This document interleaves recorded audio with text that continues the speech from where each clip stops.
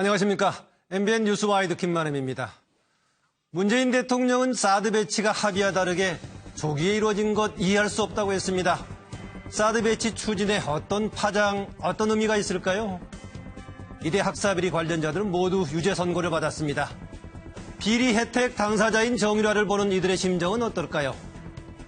BBK 사건의 김경준 씨는 현재 박 전 대통령의 변론을 맡고 있는 유영하 변호사가 2007년 당시 기획 입국을 주도했다고 다시 주장하고 나섰습니다. BBK 문제, 일부에서는 재수사 필요성도 거론하고 있습니다. 6월 23일 MBN 뉴스와이드 시작합니다. 오늘도 6분의 패널과 함께합니다. 어서 오세요. 안녕하세요. 예, 어서 오세요. 예, 첫 번째 핫 이슈 뭐죠?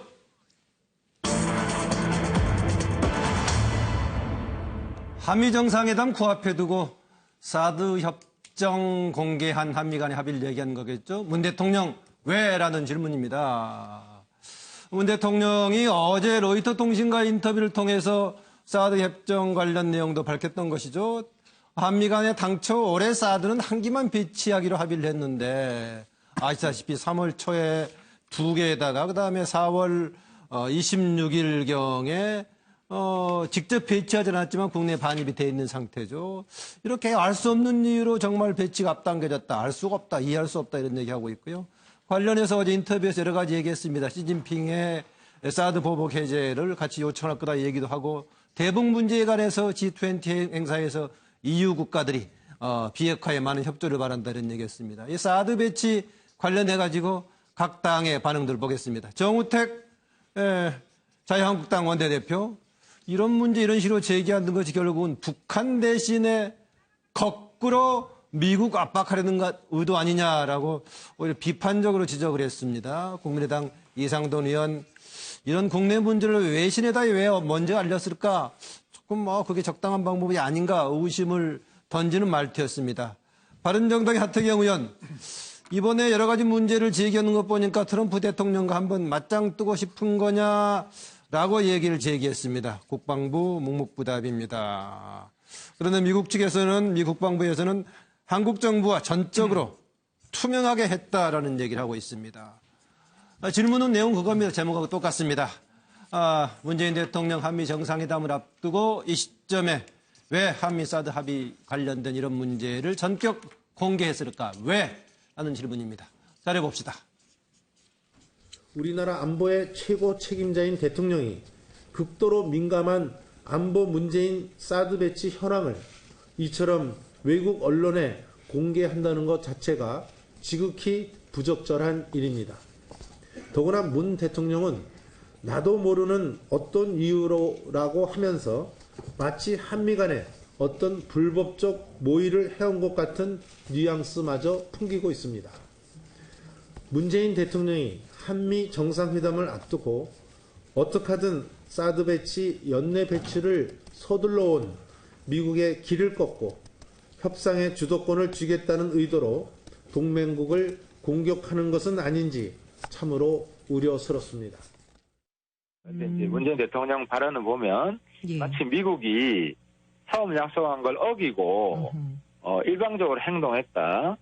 그래서 아마 미국이 국방부 아마 성명이 나온 것 같은데 우리는 투명하게 진행했다. 이런. 그래서 저는 문재인 대통령이 한미 정상회담을 앞두고 왜 이렇게 불필요한 각을 세우는지 솔직히 잘 이해가 안 됩니다. 트럼프랑 한번 맞짱 뜨고 싶은 것 같아요. 예, 하태경 의원이 트럼프와 맞짱 뜨고 싶은 거냐라고 했던 것은 그렇게 해서는 안 된다는 취지로 얘기를 했네요.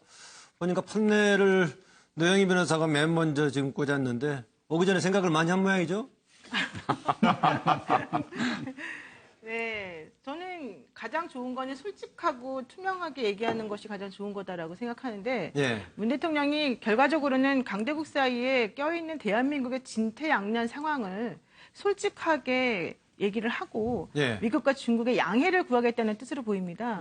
지금 근데 이제 제가 좀 안타까운 것은 정우택 대표나 아니면은 하태경 대표 같은 경우에 뭐 협상의 주도권을 쥐려는 것이냐, 내지는 뭐 트럼프 맞짱 뜨겠다는 것이냐 이런 식으로 말을 하고 있는데 협상의 주도권을 우리나라 대한민국의 대통령이 쥐는 것이 왜 나쁜 것인지 잘 모르겠어요. 그래서 우리가 계속해서 저자세로 그동안에 해왔던 것 같은 그런 태도를 취하는 것은 저는 계속 바람직하지 않다라고 생각을 하고 예. 그리고 우리나라에 이 미사일을 배치하는 거 아니겠습니까? 그렇다면 우리의 의견이나 우리의 목소리를 내는 건 당연한 것이고요. 예. 그런 과정 중에서 대통령이 몰랐던 이미 협상되었던 내용하고 다른 방식으로 진행된 것에 대해서 왜 얘기할 수 없는 것인지도 저는 좀 이해가 안 갑니다. 그래서 이것은 대통령이 지금까지 계속해서 일관적으로 표현하고 있는 의사표현하고 똑같이 일치한다. 우리나라는 대한민국이고 자주국방, 자주외교를 하는 주권국가이다. 우리나라에 이런 미사일 배치하는 것은 어쩔 수 없는 부분이 있지만은 이런 것들에 대해서 우리를 압박하지 말고 우리 상황을 고려해달라. 이런 의미를 저는 지금 파악하고 있습니다. 예, 솔직한 입장에서 우리 입장을 전달하고 정말 우리 국익의 차원에서의 외교 전략을 추구하고 있는 문재인 대통령의 일관된 행동으로 해석을 하고 있네요. 네, 김광덕 부장. 예, 저는 문 대통령이 한마디로 요약하자면 나는 처음처럼 하겠다. 당초 약속이라고 한 말 했잖아요. 당초 합의는 사드가 한 기만 연내에 배치하고 나머지는 나중에 5기는 내년 배치했다. 18년에. 2018년 이렇게 하니까 나는 당초 지금 현재 2기가 배치되지 않았습니까? 그랬죠. 예, 그러니까 이제 나는 당초 요즘에 환경 영향 평가를 한다 그래서 사드 배치를 연기하려는 것도 아니고 철회를 하려는 것도 아니다라고 지금 미국의 측에다가 이제 설명하고 있지 않습니까? 예. 그거를 나는 처음처럼 당초 약속대로 하고 있는 것이다. 이거를 굉장히 강조하려는 것인데, 근데 이제 이 말씀을 하시면서 그렇게 처음에는 한 기만 들어오고 내년에 5기를 데려오기로 했다라고 말씀을 하셨는데, 예. 근데 그때 사드 배치할 때 보면 또 한미 군 당국이 볼 때 이야기할 때는 그 전에 한미 합의를 발표할 때 2017년 말까지는 배치한다. 굳이 몇 기라고 이야기 안 하고 이런 표현들을 한미 군 당국이 했었거든요. 예, 그렇기 때문에 현재 이런 1기, 5기 이렇게 구별해서 이야기했는데, 근데 어떤 이유에서 절차가 앞당겨졌는지 잘 모르겠다는 식으로 말씀하셨어요, 대통령이. 예. 근데 지금 지난번에 사드 보고 누락 건도 그렇고 이번 건도 그렇고 굉장히 중요한 문제고 국민들이 온 국민이 관심 갖는 안보에 관한 문제를 이렇게 국민들이 자꾸 궁금증만 유발하게 하는 이런 방식은 그렇게 바람직하지는 않은 것 같아요. 이왕 일괄적으로 조사를 해가지고 선명하게 당초 이렇게 합의했었는데 중간에 뭔가 변화가 있었을 거 아닙니까? 당측 간에. 뭐 예를 들어서 북한에서 핵과 미사일 실험을 자주 하니까 당기자고 하는 게 있었을 수도 있고 미국이 뭐 서둘렀을 수도 있고 우리 소위 말해서 이 황대행 체제에서 서둘렀을 수도 있고 여러 가지 뭐 의문점이 있는데 이런 것들을 좀 포괄적으로 설명을 해서 국민들의 궁금증을 좀 풀어야 되지 않을까 이렇게 생각이 됩니다. 그게 지금 조금 전에 그 화면에도 나왔지만 한계의 의미를 혹시 그 한 세트, 한 패키지로 계산했을 경우에는 또 주장이 다를 수 있다는 얘기가 나오는데 보니까 또 이 분야를 전공하는 다른 뭐 정치인들의 경우에는 이게 완성된 최종 단계의 경우에는 세트 6개를 얘기하는 것이지만은 초기 단계는 보통 1-2개 정도를 얘기한다는 해석도 있긴 하더라고요. 이재경 교수. 예, 이거는 제가 보기에 뭐 로이터 통신하고 그 인터뷰 과정에서 그걸 잘 생각을 해봐야 됩니다. 어떤 질문이었냐면 사드를 연기하려고 하는 거 아니냐.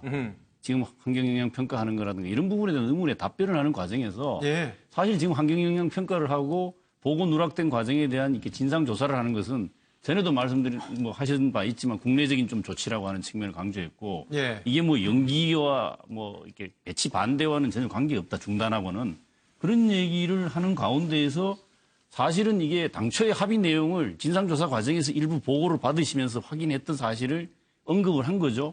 그러면서 아마 이런 부분 때문에 절차적 정당성이라든가 투명성 이런 부분들이 제대로 안 지켜졌기 때문에 국내법에도 저촉되는 측면이 있다라고 하는 국내적으로 의구심이 많으니까 이걸 바르게 풀어서 절차적 정당성이나 투명성, 민주적인 과정 이런 부분을 확립하자라고 하는 취지의 말씀인데 이걸 놓고 제가 보기엔 너무 과도하게 해석을 해서 무슨 마치 이걸 왜 없던 정보를 갑자기 공개해서 미국의 트럼프 대통령하고 한미 정상회담을 앞두고 협상 전략의 일환으로 했다? 저는 협상 전략으로 애초에 얘기하지는 않았다고 봅니다. 질문 전략이라가 아니고 왜였습니다. 왜? 그러니까 결과적으로 이게 아마 그런 협상 전략의 결과를 아마 예를 들면 협상 전략의 일환으로 해석될 여지는 있지만 초기 의도는 저는 그게 아니었다고 봤어요. 또 강경화 장관이 틸러슨 국무장관하고 오늘 통화하면서 확인했지 않습니까? 이 사드 배치 이 문제 연기 중단 이런 거 관계없고 또 우리는 국내적으로 민주적 절차적 정당성을 확립하려고 하는 거라고 그랬을 때 틸러슨 장관이 얘기했지 않습니까? 그 강경화 장관이 얘기한 부분에 대해서 한국의 그런 입장을 굉장히 존중한다라고 얘기를 했지 않습니까? 예. 이런 공식적인 워딩에 주목을 할 필요가 있지. 이걸 놓고 무슨 정쟁화를 또 시켜서 무슨 그 정상회담에 도움이 된다고 자꾸 시비를 거는. 예. 그건 온당하지 못하다고. 뭐 이 자체가 뭐 질문의 맥락을 보자면 뭐 그렇게 뭐 전략적인 의미를 담는 말은 아니었다. 오히려 절차에 따라서 진행이 될 것이다 이런 얘기했다는데요. 또 보죠 뭐 다른 견해도 있을지 모르니까. 네, 고영신 교수님. 아마 일반 국민들 입장에서는 상당히 헷갈릴 거예요. 그동안 한미 군 당국이 얘기했던 것은 사드 포대는 1개 포대를 2017년 올해 안에 다 배치하는 걸로 해서 3월 6일 날 두 기를 배치를 했고 그 이후에 이제 4월 26일 날 3기를 들여왔는데 아직 배치를 안 했다. 이렇게 했는데 지금 말씀하신 한 개 포드는 6개 세트를 그러니까 얘기하는 6개. 근데 대통령의 문재인 대통령은 올해 한 개 포대 중에 한 기만 올해 배치를 하고 나머지 5기는 내년에 배치하기로 다 합의가 그렇게 되어 있다니. 그러면은 우리 국방부와 대통령이 서로 다른 얘기를 지금 하고 있는 것이고 또 미국 측이 그동안 사드 배치에 대해서는 한미 간의 합의 또 그 절차적인 정당성을 충분히 확보한 상태에서 지금 진행되고 있다고 이렇게 얘기를 했단 말이에요. 네.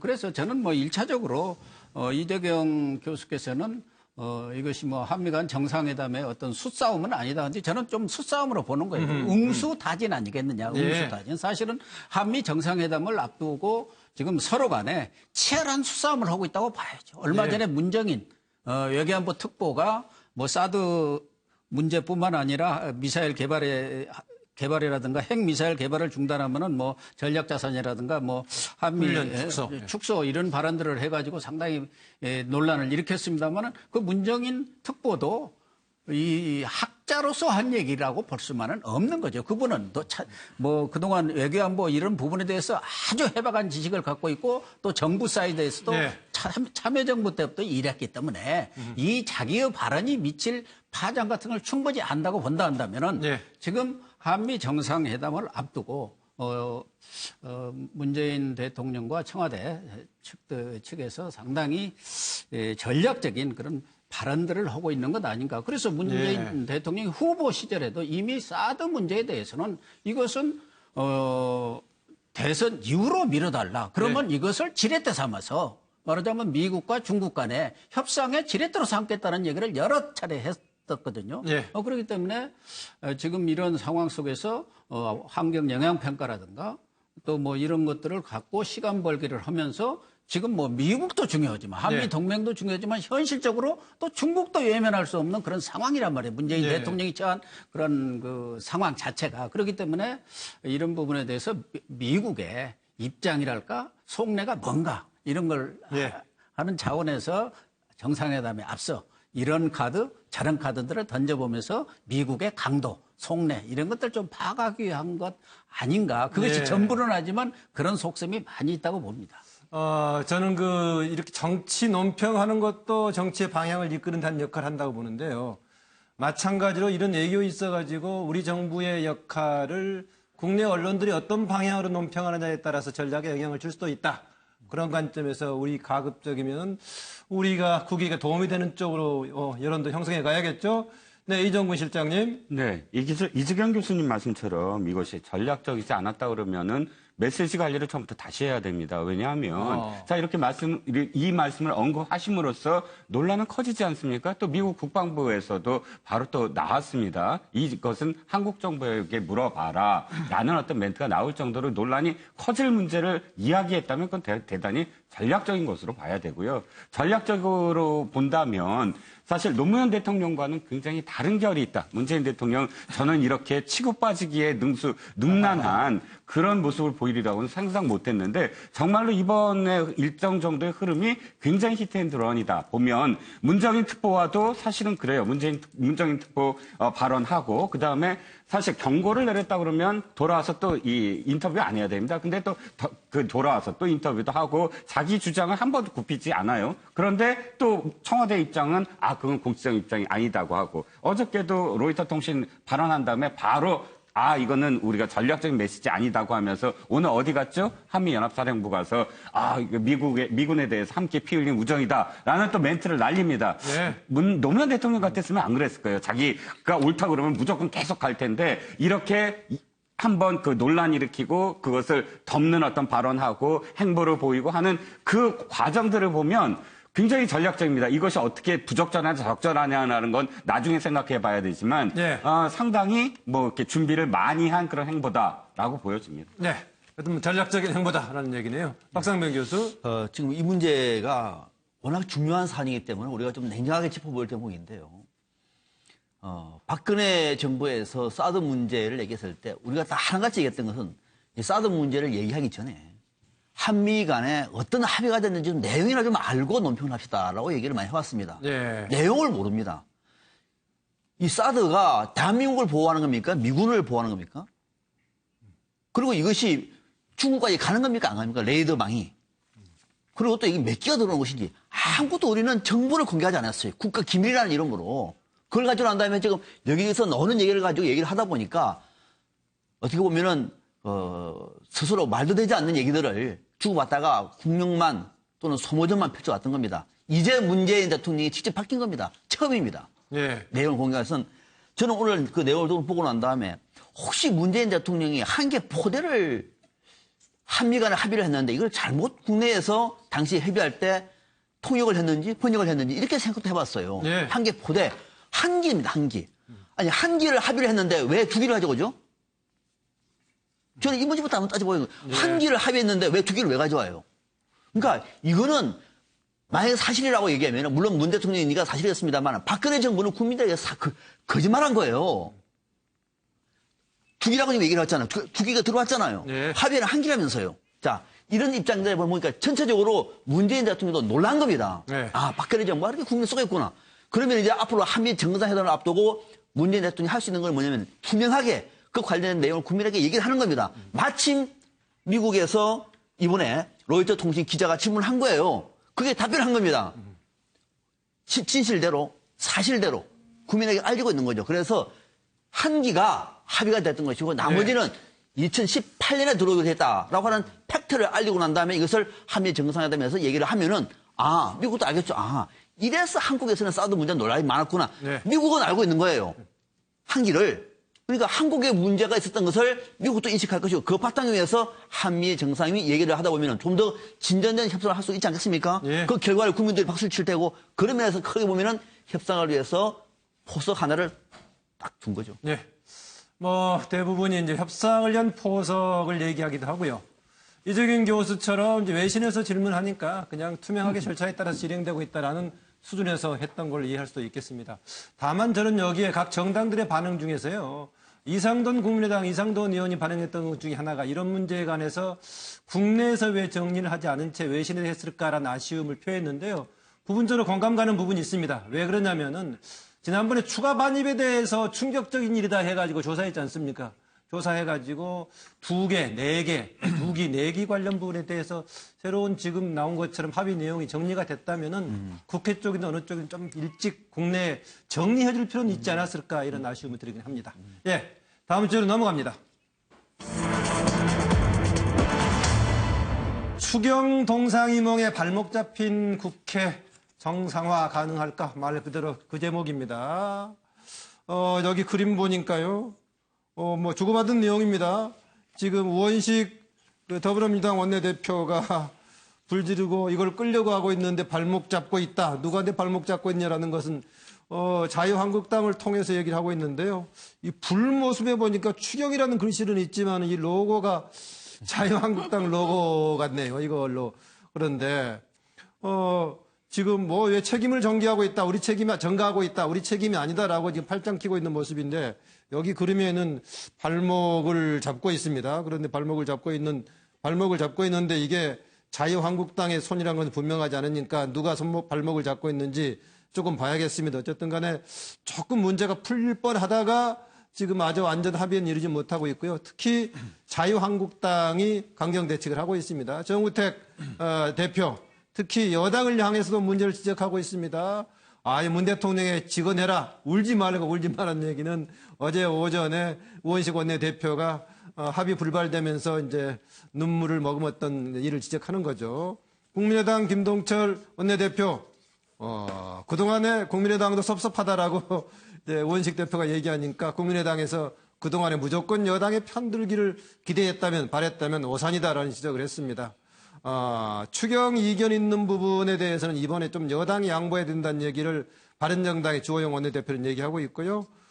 이런 와중에 정의당, 상당히 지금 정부 여당과 같이 해오고 있는 정의당은 추경심사 골든타임 지나가고 있다 안타까워하고 있네요. 골든타임 이야기는 박근혜 전 대통령이 굉장히 많이 썼던 단어 같기도 한데요. 네. 질문 먼저 던지고 추가 자료화면 보겠습니다.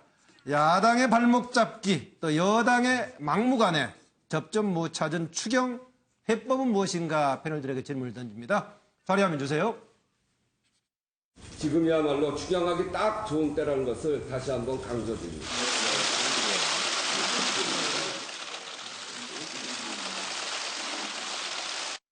그 조항을 지금 구체로 넣을 필요가 없다. 지금 합의문에. 그러니까 그것이 안 되면 안 된다고 얘기를 하니까 저는 그걸 받을 수가 없습니다. 저희 국민의당이 무조건 정부를 감싸고 돌면서 여당 편을 들어주기를 바랬다면 큰 오산입니다. 지난 10년 동안 집권하면서 오늘날 사상 최악의 실업대란을 만든 그 주범이 바로 자유한국당 아닙니까? 고용시장에 불을 질러놨으면 최소한 불을 끄는 신용이라도 해야지 소방관 발목까지 잡고 있으면 어쩌란 말입니까? 네. 이재경 교수 준비됐나요? 예. 추경 문제는요, 정말 절박하다라는 인식을 하고 있는 분들이 대부분인 것 같아요. 그런데 야당이 어떤 정치적인 이유를 가지고 이 문제 또 이 타당성이 안 맞다, 지금은 추경이 국가재정법에도 안 맞다, 뭐 이런 논의, 문제 제기를 할 수 있어요. 그 의도가 어디에 있었든 간에. 네. 그러면 최소한 국회에서 대통령이 시정연설까지 한 부분이고, 이런 경우는 무조건 일단 이게 타당한지 여부부터 논의는 착수를 해야 됩니다. 네. 아니, 논의도 안 해보고 밖에서 그냥 자기 당 주장만 하면 그 국회는 어디다 쓰려고 만들어 놓은 정부입니까? 저는 논의는 착수해야 된다, 이렇게. 네. 고 교수님. 지금 한국당 입장에서는 문재인 대통령이 이미지 정치를 통해서 80% 지지를 얻고 있습니다. 예. 말하자면 비단길을 깔았어요. 거기다 추경을 통해서 성과까지 낸다면은 이거야말로 꽃과 말을 태워주는 꼴이 아니겠느냐. 한국당의 입장에서는. 한국당의 입장에서. 예. 그렇기 때문에 한국당도 뭐 어쨌든 이렇게 내년 지방선거도 있고 여러 이런 상황들을 볼 때 이런 현 정부가 지속적으로 고지지율을 유지해 가고 있는 그런 상황을 방치를 하려고는 안 하겠죠. 예. 성과를 안 내려고 할 텐데 그렇다고 나면 한국당도 좀 체면은 세워줘야 하는데 그것이 한 방법이 조국 수석을 운영에 출석시켜서 후닥거리 일종의 말하자면 한국당이 지금 문제를 삼고 있는 것은 문재인 대통령이 한국당 표현으로 하면 인사참사를 했기 때문에 거기에 대해서 사과하라는 거 아닙니까? 내준다는 말은 무슨 뭐 사퇴라든가 그건 아니고 출석 얘기죠. 그러니까 출석을 시켜서 한국당으로서도 좀 뭔가 체면도 세우고 푸닥거리라 할까요? 뭐 좀 심하게 이야기하면 그런 것도 해줘야만이 그래야 그 명분을 가지고 그래 조국 수석 혼냈어 우리가 인사 더 검증 제대로 못했잖아 하면서 이렇게 추경으로 들어가도록 뭔가 이렇게 좀 정치적인 유연성을 발휘해야지 않을까 하는 생각이 듭니다. 뭐 경영진 교수의 표정을 실감나게 하시면서 지금 말을 해주시네요.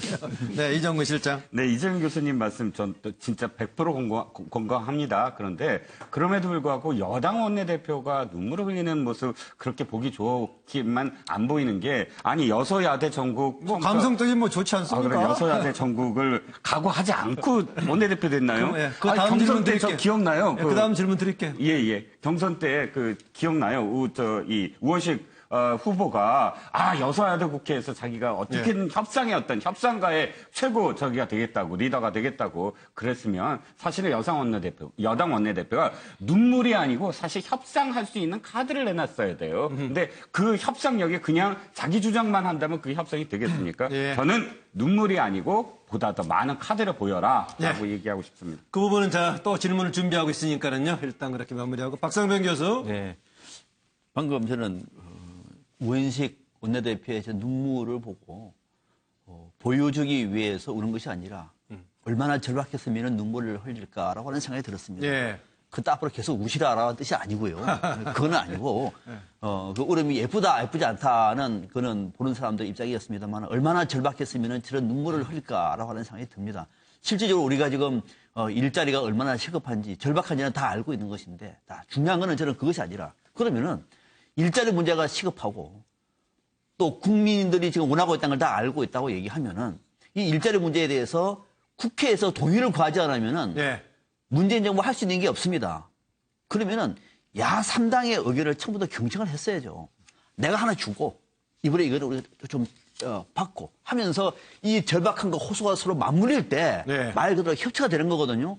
야 3당이 강경화 장관 반대하더라 도 불구하고 국민 여론을 통해서 밀어붙이고 이제는 국민 여론이 좋아도 밀어붙일 수가 없기 때문에 오원식 원내대표 눈물까지 흘리는 모습을 볼 때는 좀 딱합니다만은 지금 해법은 방법이 없습니다. 야 3당이 안 되면 안 되는 겁니다. 왜? 이거는 국회에서 통과되지 않으면 안 되는 거예요. 집권당이 하나 뭐든지 내줘야 됩니다. 일보 후퇴하시라라고 하는 말씀을 드립니다. 뭐 서로 간 여러 가지 과제가 있지만 일단 해법의 출발점은 민주당의 집권당이 일보 후퇴 양보해라 이런 주문이네요. 노영희 변호사. 저는 이게 그 추가 경정 예산이라고 하는 거는 헌법 56조에도 나와 있고 국가재정법 89조에도 나와 있습니다.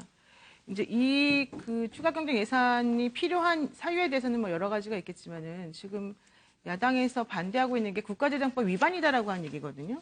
국가재정법 어떤 식으로 위반인지에 대해서 구체적으로 논의를 하고 얘기를 해야지 그 다음에 이걸 어떻게 고칠 것인지 받아들일 것인지가 얘기가 진행이 되는 건데 그냥 국가재정법 위반이다. 우리는 이 법률 요건이 맞지 않으니까 안 되겠다. 아예 말도 하기 싫다. 지금 얘기를 그렇게 하고 있거든요. 그건 조금 그 일을 하자는 게 아니고 일을 하지 말자라고 하는 말의 다름이 아닌가 이런 생각이 들고요. 또 하나는 인사청문회 보이콧하고 이걸 한묶음으로 자꾸 연결시켜서 본인들이 어떤 그 힘을 가지려고 하는 그 연장선상에서 이런 행동을 보이고 있는 것이 과연 누구를 위한 일인 것인가 이 부분 생각해 봐야 될 것 같아요. 지금 현재 백수라고 우리가 보통 불리는 실업자들이나 청년 실업 과 관련된 부분이 너무너무 많기 때문에 이 문제가 계속해서 대두가 되어 왔었고 그래서 문재인 대통령이 공약 1호로 사실은 제일 먼저 이 부분을 손댄 거 아니겠습니까? 또 이 부분과 관련해서 지금 국민의 3분의 2가 이 추가 경정 예산이 빨리 진행되기를 바란다라고 하는 얘기가 있단 말이에요. 그렇다면 뭐 자유한국당이든 바른정당이든 국민의당이든 뭐가 문제가 있다 그러면 뭐가 문제인지를 구체적으로 말을 해서 어떻게 고쳐나가겠다라는 식으로 긍정적으로 먼저 해결할 수 있는 방안을 내놓지 않는 선에서 계속해서 얘기도 안 하겠다라고 하는 것은 국민들을 무시하는 처사하고 똑같죠. 결론적으로는 당을 생각하지 말고 국민을 한 번 더 생각하고 서로 협상 테이블에 앉아서 서로 간에 뭔가 좀 주고받을 걸 주고받으면서 처리하는 게 맞지 않겠냐 이렇게 생각하고 있습니다. 노영희 변호사는 야당의 각성에 조금 무게를 두고 여당은 좀 힘을 실어주는 그런 해석 같네요. 김광덕 부장. 저는 뭐 어저께 그 우원식 원내대표가 눈물을 흘리는 걸 보면서 내가 정치부 취재하면서 저런 일 처음인데 하는 거를 느끼면서 왜 이렇게 눈물을 흘렸을까. 그래서 김광덕 부장도 뭐 내가 해봐서 아는데 이런 얘기를 종종 인용을 잘해요. 그래서 근데 하여튼 분명한 거는 그 인위적으로 조작된 눈물은 아닌 것 같아요. 그렇죠. 자연스럽게 감성의 눈물을 흘렸는데 진짜 이 문제는 이성적으로 협치로 풀어야 된다. 서로 한 발씩 물러나야 된다 이렇게 하는데 첫 번째는 일단 야당은 추경 논의에는 무조건 응해야 됩니다. 당장 뭐 어저께는 뭐 원래 뭐 줄다리기가 있으니까 뭐 어제는 응하지 않았지만 추경 논의에는 당연히 응하는 게 당연한 것이고 재정법 논란이 있다면 그런 걸 나중에 또 주장하는 것이고 어떻든 추경은 편성하는 일자리를 만들고 그다음에 경제를 활성화하기 위해서 한다는 거니까 그렇게 하자. 단지 이제 일자리 창출 방법이라든가 이런 데 차이가 있지 않습니까? 공공 일자리 하는 방법은 너무 재정적 부담이 된다 장기적으로. 이게 주장하자면 다른 방식으로 예산을 좀 다른 데 투여하는 식으로 어떻든 타협을 해서 해야 되고 두 번째는 여당도 양보해야 되는데 민정수석이 국회 출석 전례가 별로 없기는 하지만 지금까지 5번밖에 없었습니다. 아주 없는 건 아니죠, 그러니까. 그래서 조국 수석이 이번에는 좀 그렇더라도 7월 국회에는 출석해서 여러 가지 자기에 대해서 보고할 수 있는 기회라는 치원을 한번 주는 것도 방법인 것 같고 그런 게 동시에 지금 현재 처음에 K트리오 외에 지금 신 3인방의 의혹이 거론되고 있지 않습니까? 근데 이거를 이번에 안경환 후보자는 갑작스럽게 워낙 여론이 악화되는 뭐가 터져서 이제 그만뒀는데 이 세 사람을 다 지키려고 그러지 말고 최소한 한 사람 정도는 문제되는 사람 진짜 여론이 안 좋고 문제되는 사람은 걸러낼 수도 있는 그런 자세를 보여주는 것도 필요하다고 봅니다. 네. 협치하고 관련된 여야 문제를 한번 더 보죠. 주제 주시죠.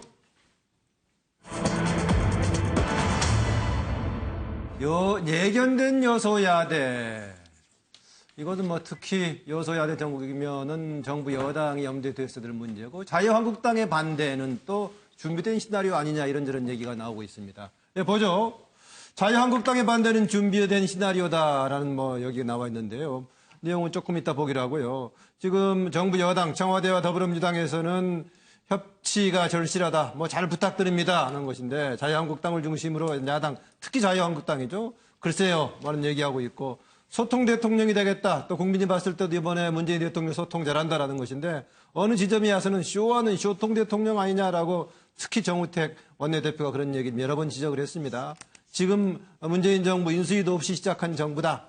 여러 가지 그걸 감안해달라는 얘기하고 있는데 그렇지만은 야당은 철저히 검증하고 견제와 비판하는 것이 야당 역할이다라는 것인데 추경그래서 일자리 특히나 문재인 정부의 1호 공약이니까 꼭 좀 도와달라는 얘기인데 자유한국당 조건들이 안 된다라고까지 하고 있습니다. 그래서 아까 나왔던 우원식 원내대표 얘기가 여러 번 나옵니다만 을도 이런 을이 없다라면서 울먹였고 무슨 소리냐. 당신들 야당했을 때 생각해봐라. 역지사지해봐라. 내로남불 얘기를 하고 있습니다. 내로남불은 이재경 교수 또 박상병 교수 쓰지 말라고 했는데 언론에서 많이 쓰니까 그냥 일반적으로 인용을 같이 하고 있습니다.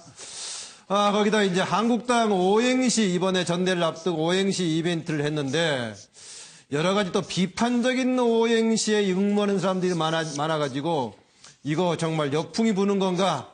이 또한 열풍으로 봐야 될 것인가라는 얘기가 나오고 있습니다. 조금 이따 이런 문제 보기로 하고요. 일단 첫 번째 제목은 그겁니다. 아까 제목에 여소야대 이미 20대 국회는 확정돼 있으니까요.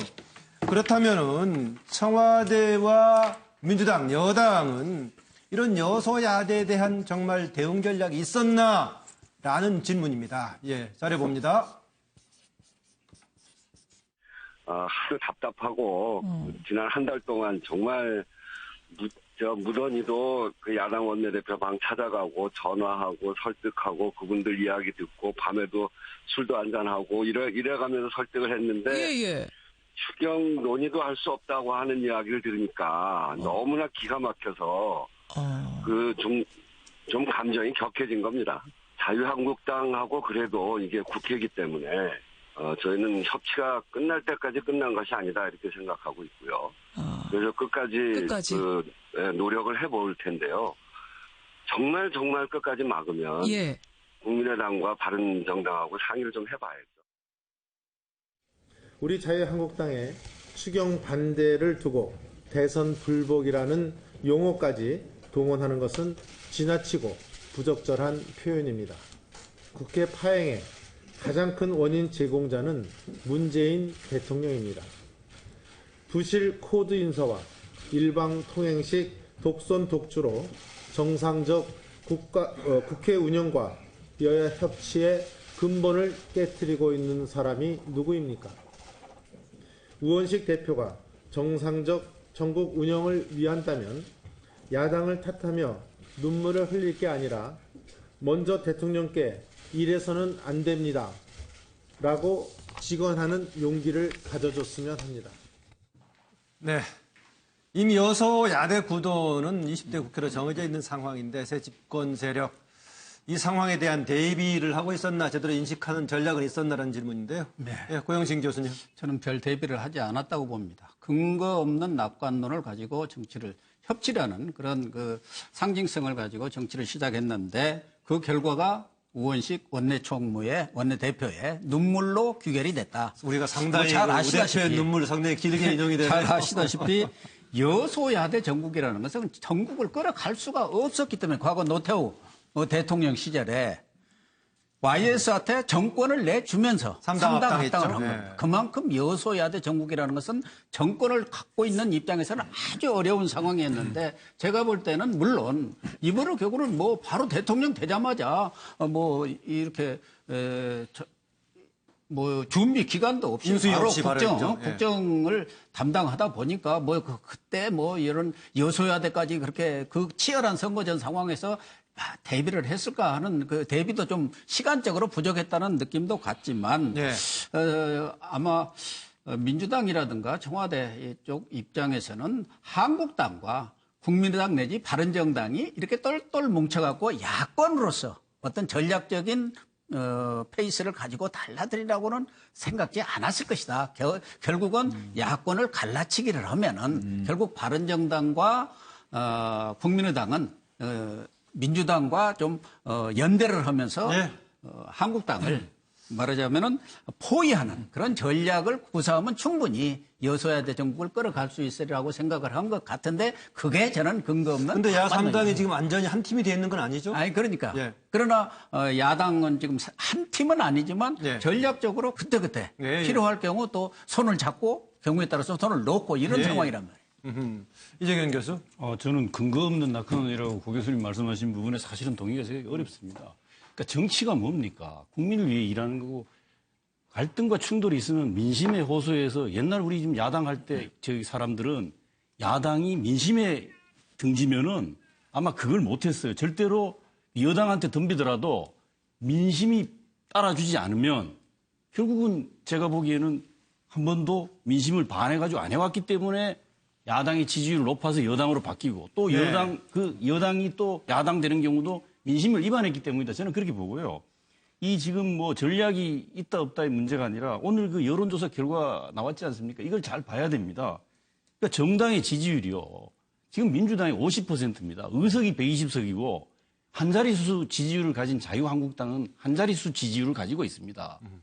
아무리 정치인들이 자기가 옳다고 우기고 주장을 하더라도 만약에 민주당이 민심의 지지율 50%라고 이상이 되는 걸 지지를 못 받으면 말입니다. 이건 여당이 아니라 여당 할아버지든 누구든 간에 이 주장을 할 수가 없는 겁니다. 어떻게 의석수만 가지고 지금 다 모든 정치를 해결하려고 하면 저는 안 된다고 보고요. 이 민심이 확인되고 있는 이 부분에 대해서 충분히 받들어야 되고 특히 추경 문제는 2013년도에 박근혜 그 대통령 정부가 막 시작했을 때 한 달 반 만에 4월 18일 날 17조 원 상당하는 추경을 인사 문제 가지고는 그 당시에 야당인 민주당이 세게 문제 제기를 했습니다. 그러나 추경에 관해서는 충분히 그는 협조를 해가지고 추경이 통과가 됐습니다. 이런 것도 생각을 해봐야 됩니다. 그러니까 지금 민생이 굉장히 고단하고 힘들다는 거는 야당이 어쨌든 다 알고. 절차 국회는 거쳐야겠죠? 그러니까 저는 그렇게 해야 된다고 봅니다. 왜냐하면 야당이 그 부분에 대해서는 민생 과제를 10개나 제출을 했습니다. 그럼 자기들이 낸 민생 과제하고 여당이 얘기한 민생 과제하고 테이블에 놓고 그건 협의를 해야 됩니다. 그리고 인사 가지고는 얼마든지 얘기할 수 있는 거죠. 그러나 민생 현안은 그렇게 밖에서 일방적으로 정당의 목소리를 외치고 주장만 하고 있을 것이 아니다. 저는 좀 답답해서 이 문제를 좀 강하게 말씀을 좀 드리고 싶습니다. 그 옆에 앉아있는 이정근 실장. 추경은 보니까 MB 때도 8월 추경이 있었고 박근혜 정부 때도 7월 추경이 있었어요. 6월에 추경을 제시했다가 해서 지금 6월 임시국회에 너무 매달릴 필요는 없다. 7월 임시국회도 가능하니까. 그런데 문제는 이거죠. 지지율 말씀을 하셨지만 지지율이 모든 것을 다 우선할 수는 없는 거 아니겠습니까? 가령 지금 그렇게 이 호소를 하는 진정성을 호소하는 그런 측면에서 박근혜 정부 때도 사실은 4대 개혁 입법안 박근혜 대통령이 국회 찾아가서 언제나 읍소를 했습니다. 이 법안만 좀 통과시켜 주십시오. 이 법안만 통과시켜 주십시오. 그런데 4년 동안 물론 박근혜 대통령이 잘한 점 없습니다. 많은 부분 그렇게 국정농단에 휘둘린 부분 저는 인정을 하는데. 근데 국회에 호소했다기보다 호통치는 쪽이었죠. 그렇죠. 아니죠. 호통? 아니요. 시정연설, 그러니까 국회 때, 정기국회에서의 시정연설에서는 호통을 치지는 않았습니다. 시정연설 가서. 시정연설에서는 시정연설 그러니까 시정연설 말씀하시길래 추경의 그 시정연설을 하셨다고 하는 어떤 부분에서 그만큼 진정성이 있었다면 박근혜 대통령도 사실은 정기국회 시작할 때 9월 달에 11월 달에 가서 이 호소를 했습니다. 그런데 똑같은 것이죠. 그래서 저는 어찌됐든 지지율에 너무 그렇게 얽매이다 보면 도취하게 되면 강행하게 되고 강행하다 보면 언제나 문제가 생길 수밖에 없다. 이런 생각이. 박상병 교수. 네. 지금 우리 대한민국의 헌법에는 선출을 하는 국민의 대표가 두 군데가 있죠. 대통령과 국회의원이 있지 않습니까? 왜 양쪽을 뽑았느냐? 견제하기 위해서 뽑아놓은 겁니다. 그래서 민주주의는 최선의 정책을 실현하는 것이 아니라 최악을 막는 방식이라 그랬어요. 대통령도 국민이 뽑고 국회의원도 국민이 뽑는 겁니다. 국민이 뽑아놓은 국회가 어떻게 되어 있는지를 청와대가 몰랐다. 여소야대인지 몰랐다고 얘기하면은 이거는 말이 안 되는 거죠. 그건 아닙니다. 알고 있었던 거죠. 충분히 알고 있는데. 그러면은 믿는 구석이 뭐가 있었을까? 자, 봐보세요. 자유한국당은 앞으로 더더욱이 문재인 정부와 각을 세울 겁니다. 비판할 거예요. 그리고 작은 실수가 나오면 끝까지 아마 비판할 겁니다. 지금보다 더 가혹한 반대 투쟁도 할 거예요. 알고 있는 거죠. 모릅니까? 저는 알고 있는데 그렇게 나올 겁니다. 옳고 그런 간에 할 겁니다. 자, 그러면은 이런 상황에서 그러면 청와대는 바른정당, 국민의당, 적어도 중도 보수와 보수의 개혁을 주장하고 있는 사람들한테는 손을 잡고 같이 가자라고 했어야 됩니다. 그 전략도 사실은 알고 있어도 불구하고 별로 힘을 안 실어줬어요. 왜? 믿는 구석이기 때문에 그래요. 뭘 믿느냐? 믿어 써놨습니다. 청와대를 뭘 믿느냐? 국민 여론이 아닙니다. 여론조사를 믿었던 거예요. 여론조사를 믿는 여론조사 믿는 겁니다. 자, 그래서 여론조사가 자. 여론하고 여론조사가 어떻게 다르죠? 저는 여론과 여론조사는 우리가 흔히 말할 때 여론조사는요. 보통 응답률이 한 15%밖에 안 됩니다. 예. 그래서 이거를 통째로 그 자체가 바로 국민 여론이다. 저는 인정하지 않습니다. 그러니까 여론 좀 반영하는 그러니까 오늘 한 여론조사와 일주일 뒤한 여론조사가 또 다릅니다. 국민 여론이 일주일 전에 바뀌고 난 그렇게 안 봐요. 그러니까 여론조사는 여론조사일 뿐인데 이 여론조사를 믿고 있기 때문에 청와대는 여론조사 보니까 오늘 지지율이 70%고 만약에 문재인 정부가 한 3년 뒤에 국민 지지율이 한 40% 나오면 어떡하죠? 그럼 국정을? 큰일 났습니다, 앞으로. 네, 그래서 믿는 구석은 일단 여론이 아니라 여론조사였다. 이렇게 봅니다. 네, 노영희 변호사. 갑자기 정권을 빼앗긴 자유한국당이 이런 식으로 나올 건데 너무 당연히 예상이 되었던 것이고. 예. 또 국회라고 하는 것은 결국 숫자가 중요한 건데 120석밖에 안 되는 여당 입장에서는 혼자서는 아무것도 할 수 없다라는 걸 이미 잘 알고 있지 않았습니까? 그렇다면 옳고 그름을 떠나서 정치는 현실이고 타협의 산물인데 이 상황에서 결과적으로 그들이 믿을 수 있는 것은 누구냐. 국민의당에 대한 것을 사실은 가장 중요하게 생각했어야 된다는 거예요. 그렇다면 국민의당을 홀대하면 안 되는 거죠, 말하자면. 국민의당 입장에서는 이러이러한 섭섭한 점이 많고 이러이러한 점에 대해서 우리 당을 좀 인정해줬으면 좋겠는데 여당이 너무 무시하고 너무 신경 안 썼다라고 하는 생각이 지금 현재 나오는 거거든요. 그러니까 결론적으로 말하면 누가 옳고 그름을 떠나서 지금 현실적으로 국회를 운영해가는 과정에서 가장 필요한 게 뭔가를 여당이 생각을 해야 되는 것이고 그런 의미에서 국민의당을 처음부터 첫 번째도 국민의당, 두 번째도 국민의당, 마지막도 국민의당으로 생각을 돌려야 되는 게 아닌가 생각합니다. 예, 아까는 보니까 우원식 더불어민주당 원내대표가 국민의당도 섭섭하다라는 점을 지적했는데 그걸 덧붙여서 오히려 그만큼 국민의당을 소중하게 생각할 필요가 있다라는 점을 노영희 변호사가 지적하네요. 네, 김광덕 부장. 우리 정당사에 여소야대 체제가 몇 번 있었는데요. 네. 그럴 경우 이끌어가는 방법은 한 4가지가 있습니다. 첫 번째 아까 많이 말한 높은 여론 지지율을 바탕으로 일종의 국민의 지지를 바탕으로 힘있게 끌고 가는 방법이 있어요. 의석이 모자라도. 그래서 그게 최소한 제가 70% 이상이라 해야 돼요. 그게 70, 80%. 현재는 그게 이제 어느 정도 그거에 의존해서 지금 하고 있는데 여론 지지율이 떨어지면 좀 어렵게 됩니다. 근데 또 하나는 협치가 있고 그다음에 연정이 있고 통합이 있는데 통합은 당장 지금 여러 정계 개편이라 논란이 있고 그래서 당장은 지금 할 수 있는 게 협치나 연정인데 협치를 하려면 야당에 뭔가 양보를 해야 돼요, 사실. 네. 그리고 야당도 진짜 발목 잡기 하는 그런 자세를 버려야 되고 현재 근데 그게 지금 매끄럽게 안 되면서 지금 굉장히 국회가 지금 이렇게 제대로 못 굴러가고 있는데 지금 현재 집권당은 협치를 할 거냐 그렇지 않으면 특정 정당을 끌어들여서 과반 의석을 만드는 연정 구조를 만들 거냐를 일단 고심해야 되는 그런 상황인 것 같습니다. 예. 이번에 자유한국당이 전대를 앞두고 자유한국당의 당명 자유한국당 이런 이름을 가지고 오행시 공모를 했는데요. 여러 가지가 많이 들어와서 비판적인까지 나오고 아까 제가 여기다 판넬에서 열풍인지 역풍인지 그렇게 아까 질문을 던졌습니다만은요. 일단 질문을 그렇게 던집니다. 열풍인지 이게 역풍인지 두고 봐야 되는데 우리 패널들께서는 국회 상황에 대해서요. 우리 뉴스와이드란 5자로 오행시를 준비해 주시고요. 일단 지금 이번에 자유한국당 관련된 응모 내용 몇 개를 좀 보죠. 예, 자유한국당 오행시를 지어주세요 하고 던졌는데 응원 댓글도 있고 이제 비판 댓글도 있는데 응원 댓글 하나 보면은요.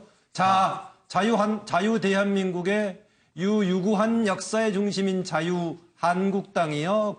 국민과 국가를 위해 당차고 힘차게 전진하라. 파이팅까지 줬고요. 비판 댓글 자유한국당 자냐? 라고요. 유일하게 할 줄 아는 게 그거냐? 한 자리 지키려고 애들 쓴다만 국록이 아까우니 당장 해산해라. 뭐 이런 것도 있네요. 보니까 자유한국당의 자유민주주의 검찰이 아닙니다라고 유라 엄마가 외쳤습니다. 한 아주머니가 그 소리를 들으시고 국정농단의 주역인 최순실을 향해 당당하게 꾸짖었습니다. 염 X 안에 차마 이제 글로는 바로 못 썼네요. 이거는 당에 대한 직접적인 얘기라기보다는 최근에 국정농단과 관련된 부분을 자유한국당과 연계해서 얘기하는 것 같습니다. 보니까 추미애 그 더불어민주당 대표도 오행시를 응모를 했다고 하네요. 요즘 자유한국당이 오행시를 공모하고 있습니다. 국민의 비난과 질타가 쏟아지고 있습니다. 추경이나 인사청문회는 보이콧하면서 겨우 오행시를 쓰고 있느냐 하는 것이죠. 그렇게 간절히 오행시를 바라신다면 제가 한번 시 한 수 드리겠습니다. 자, 자유당 시절의 독선 정치, 유신 시절의 독재 정치, 한나라당 시절의 독기 정치, 국민은 고달픈 정치, 당장 끝내야 합니다. 예, 그 뉴스와이드 우리의 그 프로그램 제목인 뉴스와이드를 가지고 현 국회 상황에 대한 진단해달라는 얘기였습니다. 예, 김광덕 부장, 뉴스에는 스마일 소식과 쏙쓰린 소식이 있다. 와장창 싸우는 소리 나는 우리 국회. 이제는 스마일 스마트 뉴스 쏟아지기를. 드디어 3.6국회에서 협치통의 1.6국회로 나아가기를 바랍니다. 예, 이거 하니까 와 하는 소리가 지금 제작진에 고급스러워요. 고급스러워요. 고영식 교수님. 고급스러웠어요. 좀 비춰주시죠. 네. 뉴 정치 하겠다고 스스로 다짐하더니 와장창 이판사판 드자비 정치만 하고 있네. 상황에 대한 비판적인 지적을 해주셨네요. 이정현 교수. 뉴 사고로, 새로운 사고로죠. 예, 좀 잡아주시죠. 이정현 교수. 네. 새로운 사고로. 스스로 되돌아보고. 와이드한 마음으로. 와이드한 사고로, 더 넓은 사고로. 이심전심 만들어서. 드리자 민생입법. 드리자 민생입법. 요망하는 밥을 이제 희망하는 바를 적었습니다. 이렇게 좀 됐습니다. 네, 노영희 변호사. 네, 뉴스를 듣다가 스르르 잠이 들기도 하고. 와일이 좋은 소식만 있을까. 이렇게 멋진 세상에서 드디어 살게 되었구나 할 때가 지금이면 좋겠다. 예, 그렇군요. 무슨 뜻입니까? 네, 이종근 실장의 오행시를 보겠습니다. 자, 잡아주셨으면 예. 다시 한번 운때 뉴 페이스라고 해서 스페셜하다고 해서 그럼 이번에는 이뻐해드리려고 했는데 드자비 정치하시면 안 돼요. 예, 초선을 얘기하는 겁니까? 누굽니까? 예, 드자비 아까 한 분 또 쓰셨던 것 같은데요. 쓰기 쉬운 용어인가 보네요. 박성병 교수 남았나요? 봅시다. 예, 근데 저는 고백할게요. 예. 질문지가 너무 전에 답을 먼저 써버렸어요. 예, 그랬어요. 그래서 자유한국당처럼 재미있게 쓰다가 보니까 질문지가 국회 상황을 놓고 뉴스와이드에 오행시를 쓰라고 했습니다. 그래서 잘못 써가지고 한 년 더 달라고 하니까 없다 그러더라고요. 그냥 뉴스와이드에 관했었네요. 이걸 좀 재밌게 해도 될까요? 봅시다. 네, 용서해 주신다면은 뉴스와이드 보고 있어요. 스타들 많네요. 거기 박상면 박사 포함되나요? 와, 대박. 이 프로에 계속 출연하나요? 드문. 박상면 박사 드문드문합니다. 예. 죄송합니다. 마지막은 이제 자유한국당과 국회에 관한 것이 아니었고 박성명 박사가 이 프로에 관해서 그대로 제목을 가지고 있네요. 네, 다음 주제 넘어갑니다.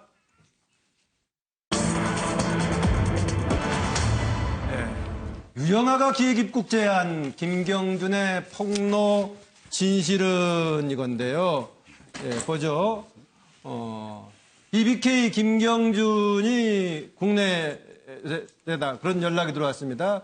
유영아가 기획 입국을 제안했다. 이거 언제냐면 2007년 당시죠. 근데 이거 제목은 이 김경준의 폭로, 진실은 겁니다. 이번에 처음 얘기한 게 아니라 2012년에도 그런 얘기했고 몇 번 얘기하기도 했습니다. 당시 한나라당 내부의 경선일 때였습니다. 박근혜 당시 후보와 이명박 후보 간에 서로 치열하게 붙고 있었는데 이명박 후보의 약점은 BBK 논란이었고 박근혜 후보의 논란은 최태민 관련 논란이 서로의 약점이었었는데 당시 친박 진영 박근혜 진영에서 특히 유영아 현재 박근혜 전 대통령 변호를 맡고 있는 유영아 변호사가 기획 입국을 주도했다라는 건데요. 그러나 그동안의 결과는 김경준이 단독 범행한 걸로 결론이 나갔고 감옥을 다 살고 만기로 출소했죠. 그리고 미국으로 추방이 됐습니다. 그래가지고 이런저런 얘기를 했습니다. 심지어는 유영아 변호사가 했을 뿐만이 아니라 이 문제를 당시 검사한테 제기를 했는데 당담 검사가 이건 그 소리 듣기 싫다. 민주당이 한 것만 진술하라 그랬다는 얘기입니다. 이 김경준의 주장에 따르면은 그 검사 이름까지도 얘기했는데 그 검사가 한때 박영선 의원이 이른바 우병우 라인의 한 사람으로 지칭했던 검사라는 얘기인데 검찰은 그게 아니다. 그런 일 없다라고 부인을 하고 있습니다. 그리고 여러 가지 검찰에 대한 문제까지 지적하고 있는데요. 과거에 대한 과거에도 그런 주장을 한 바가 있다. 그러나 다시 똑같은 소리 헛소리 하고 있는데 해명할 필요도 없다 얘기하고 있고 유영아 변호사 사실이 아니다. 상식적으로 판단하면 될 일이다. 그런데 만나기는 만났다고 유영아 변호사가 얘기했습니다. 2007년에 미국을 2번 가가지고 3번 만난 적이 있다라는 얘기는 본인이 시인을 했습니다. 방송에 출연해가지고요. 예, 더불어민주당에서는 김경준 새로운 이 진술을 토대로 해서 전면 조사할 필요가 있다라는 거고 박영선 의원 기획 입국 또 당시에 가짜 편지 관여한 정치인 지금도 줄대고 있다는 얘기인데 당시 관련했던 정치인 제가 구체적인 이름은 하지 않겠습니다만은 아마 보도 찾아보면은 당시에 그 가짜 편지 주도했던 분이 있었고 이명박 캠프 진영에서 BBK 문제를 해결했던 분들이 있습니다. 예, 그래서 이 관련 얘기인데요. 예, 보시죠. 예. 큰 조사하래요. I don't care. 그건 괜히 국가 세금 낭비하면서 그 한나라당 위에서 검찰에 실컷하래요. 해외 협박 관련해서 김영주 씨가 오해를 하고 있는 것 같다는데. 아니에요, 그거. 그런 부분은 되나요? 전혀 없어요. 흥정조사 70% 넘어갔는데 조사에 만족하십니까? 아니죠. 너무 천천히 하세요. 계시라면 무슨 질문할 수 있습니까? 지금 미국에서 저한테 와가지고 협상하자고 그 당시에 제가 미국에 있을 때는 처음에는 박근혜 쪽이 왔었어요. 그래가지고 박근혜 쪽에서 빨리 오라는 거였죠, 그 사람들은. 그런데 그거를 검찰이 다 알고도 관심을 없어하더라고. 누나랑 그 서를 잡아온다고 해가지고 제가 솔직히 너무 겁을 먹었습니다. 제 딸도 있고 그러는데 막 미치겠더라고요. 이렇게 하면 그 형도 줄여주고 또 이송가게 해준다고 했어요. 미국으로? 네. 그래서 이 약속이 벌써 2008년도에 검사랑 돼 있었어요. 그때 당시에. 기획 입국설 문제는 말입니다. 이걸 타당에게 뒤집어 씌웠습니다. 민주당 쪽에다 김경준 얘기는 한나라당 쪽에서 했다. 이렇게 얘기하고 있는데 그걸 마치 민주당이 한 것처럼 이거 뒤집어 씌웠다는 것이죠. 이건 큰 도덕적 결함이죠. 특히 대통령이 되시겠다는 분들의 그 측근과 검찰은 한나라당 쪽 입국 개입엔 전혀 관심이 없다고 화까지 내면서 민주당 쪽 인사들을 대라고 압박했습니다. 분명히 그렇게 얘기를 하고 있습니다. 네, 김경준 씨가 친박 특히 유영아 변호사가 기획 입국을 주도했다라는 얘기하고 있는데 유영아 변호사는 그런 일 아니다. 상식적으로 판단해보면 될 일이다라는 것인데 과연 진실은 무엇일까라는 질문이었죠. 네, 이재경 교수.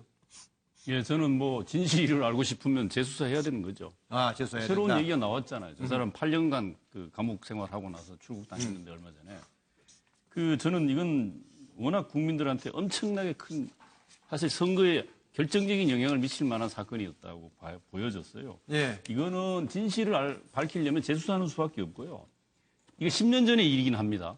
근데 요즘 말입니다. 인사청문회 하면서 40년 전 얘기 꺼내가지고 사람을 그 청문회에서 예를 들면 그 비판을 해서 인사 자체가 안 되게도 하는 이 판국에 10년 전에 온 나라를 이렇게 막 정말로 혼란에 빠뜨렸던 이 엄청난 사건.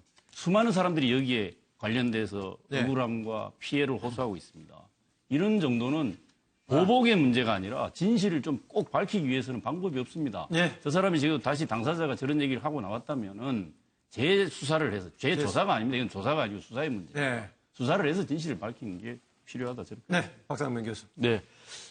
김경준 씨의 이 발언은 그동안에 상당히 신뢰를 많이 잘 잃었죠. 이렇기 때문에 저 말을 100% 믿기는 어렵습니다만. 신뢰를 잃은 게 있다. 예, 상당히 신뢰를 잃은 게 많죠. 저도 지금 의심스럽긴 합니다만, 그러나 유영하라고 하는 지금 전 대통령의 지금 변호를 하고 있지 않습니까? 활동하고 있습니다. 자, 지금 살아있고 지금 활동하고 있기 때문에 본인과의 관계이기 때문에 이거는 누구보다도 지금 현재 벌어지고 있는 일이에요, 이제는. 이거는 어느 쪽의 진실인지는 이제 밝혀야 될 문제죠. 당장 검찰에서 재조사하시라라고 하는 말씀을 드립니다. 뭐 재조사는 재수사나 마찬가지 개념이죠. 그럼요. 김광덕 본부장.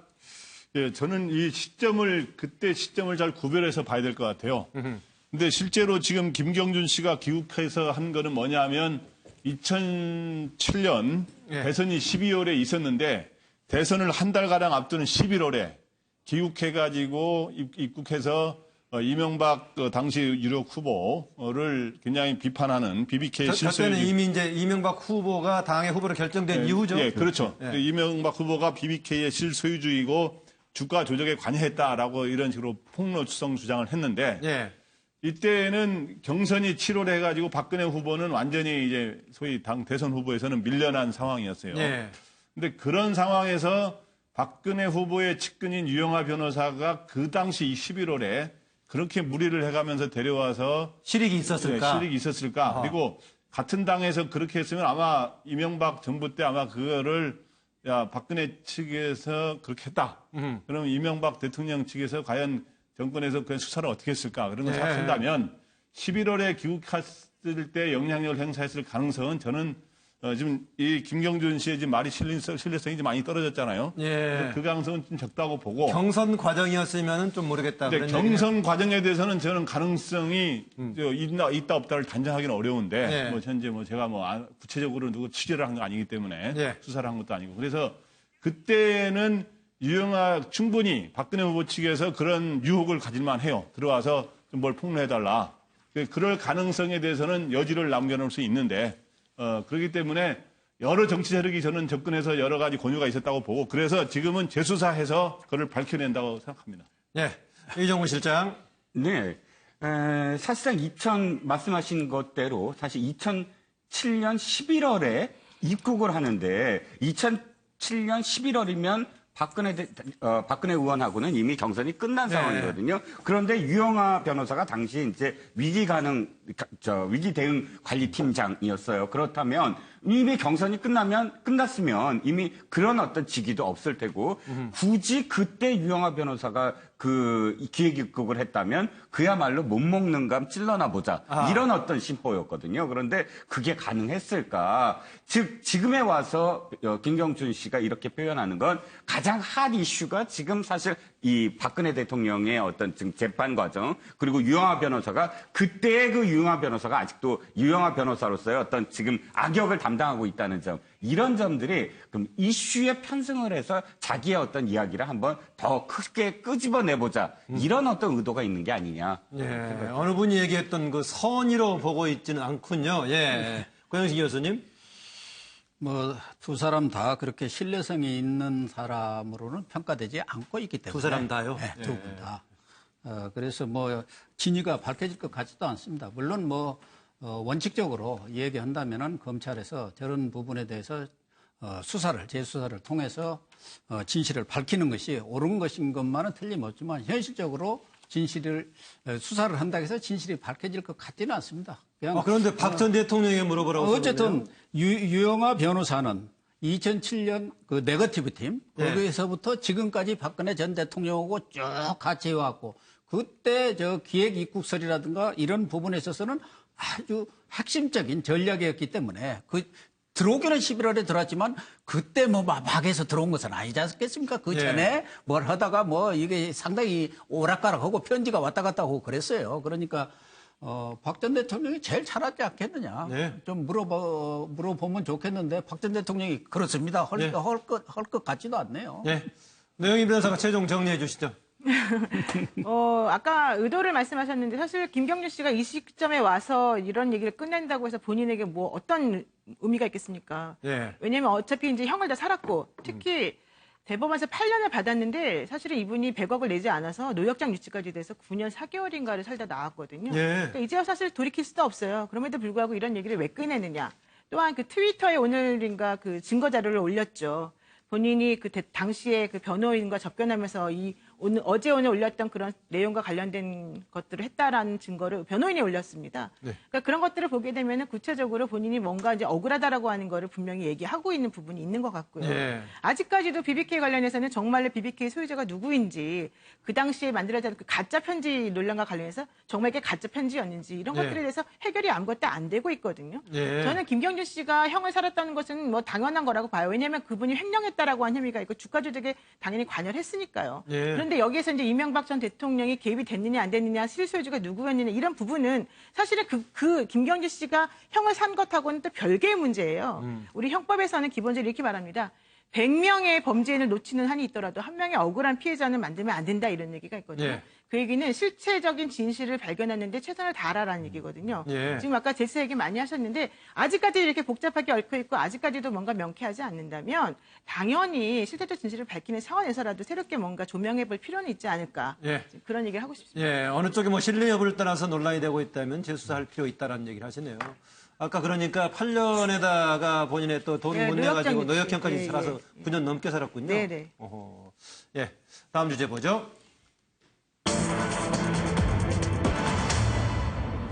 이대 비리 관계자들 모두 유죄받았습니다. 그런데 마다시피 정유라는 두 번에 걸친 검찰의 구속영장 청구의 실질심사에서 기각이 됐죠. 이대 비리 관계자들 최종 선고가 됐는데요. 그 법원에서 그런 결정했습니다. 최순실 딸 정유라의 입학비리에 순차적으로 공부한 사실을 인정한다. 이런 얘기였고.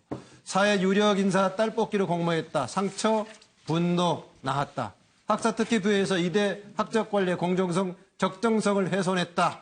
이런 얘기하면서 이 과정에서 최순실 씨 문제에 대한 지적까지 했습니다. 엄마가 삐뚤어진 자녀 교육관이 이런 지경까지 만들었다 했습니다. 빨간 표시로 나와 있습니다만은 실형을 좀 집행유예 빼놓고도 살았던 5사람 정도가 받았습니다. 최순실 3년로부터 총장, 또 김경수 학장, 남궁곤 처장까지 이렇게 받았고요. 유철균 교수 등도 집행유예를 받아서 모두가 지금 유죄를 받았습니다. 이런 상황에서 과연 오히려 그 비리 특혜의 수혜자인 정유라는 뭐 어떻게 해야 될 것인지 이번에 두 번째까지 기각이 됐는지 더 청구할 건지 말 건지라는 것입니다. 아직까지 여전히 학사비리 관련해서는 정유라는 모른다는 입장을 이제 계속 견지를 하고 있는데요. 이렇게 그동안에 다 모른다더니 뻔뻔하던 청문회에서는 그렇게 발을 뺐다가 했는데 결국은 이렇게 법원에서 저는 유죄를 받았습니다. 그런데 정유라는 지금 이런 상태에 있는데 이때 당시 관련자들, 유죄를 받은 관계자들 정유라를 보면 무슨 생각이 들까라는 패널들이 한번 생각을 듣고자 합니다. 자료를 더 보죠. 정윤회 딸 누가 입학을 했다는데 제가 그 당시는 정윤회가 누군지 전혀 몰랐어요. 정윤회가 최태민 사위라는 말도 하던가요? 그래서 제가 너무 아무것도 모르니까 그런 것을 설명을 하셨다고 하는데 전공이 이공계여서 그런지 그렇게까지는 잘 몰랐습니다. 그때 처음 들었습니다. 정유라를 뽑으라는 지시를 했냐고 좀 전에 물었는데 다시 한번 묻습니다. 정유라를 뽑으라는 지시를 했습니까? 전혀 그런 일 없습니다. 정유라 부정 입학의 중심은 바로 김경수 씨다. 저는 이렇게 확신합니다. 아닙니다. 의원님. 그거는 절대 그렇지 않습니다. 대학원생의 날 행사가 끝나고 나면서 됐습니다. 제가 그 거짓증은 계속 들을 이유가 없어요. 제가. 아닙니다. 그건 진짜입니다. 그 최경희 총장이 정유라를 뽑아주라고 지시한 적이 있다고 했는데 사실입니까? 결코 사실이 아닙니다. 지시한 적 없었습니다. 그러면은 누구를 뽑아주라고 지시받은 적이 한 번도 없습니까? 네, 한 번도 없습니다. 네. 를 집행유예를 받은 유철균 교수, 뭐 소설 필명 이인하로 쓴 유철균 교수가 정유라가 모른다고 하니까 정말 뻔뻔하다라는 의사를 표현했는데 다른 여러 사람을 포함해서 이대 관련해서 이번에 선고를 받은 교수들 정유라를 보면 무슨 생각이 들까라는 거였습니다. 이종문 교수, 이종문 실장. 네, 갑자기 교수라고 해서 저 아닌 줄 알았습니다. 예.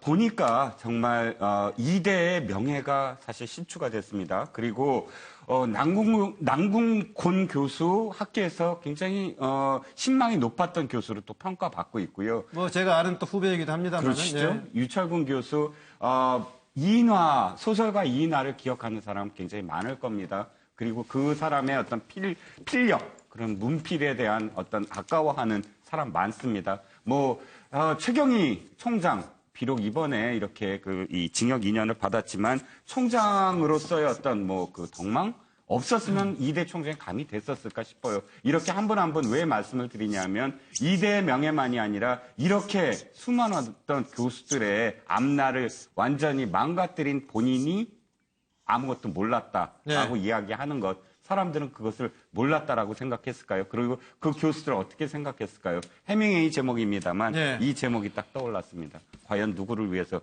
종을 울렸나? 네, 김광덕 본부장. 네, 저는 그 이경재 변호사가 한 말을 좀 바꿔서 좀 해봤는데요.